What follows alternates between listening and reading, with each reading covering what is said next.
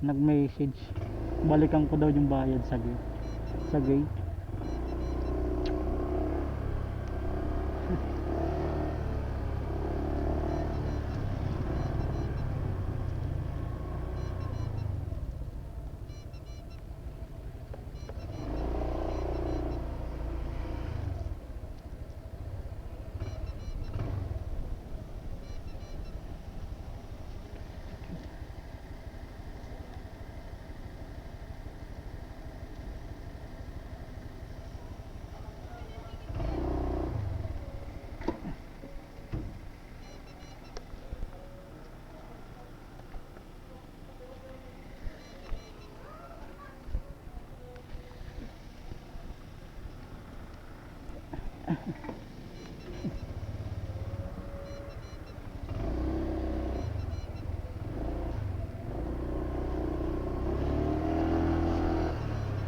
Kupal spotted mga bossing.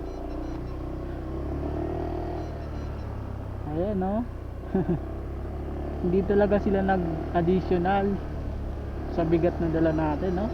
Usapan namin umaga ko umalis doon mag-additional 8 pesos hinay.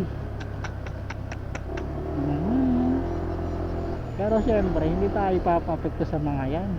Guguluhin lang yung biyahe natin ng mga yan bossing pagka nagpa-apekto sa room no?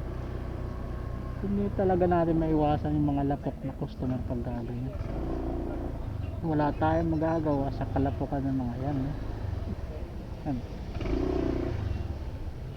Kaya kung marunong ka umintindihan no? Intindihin mo na lang.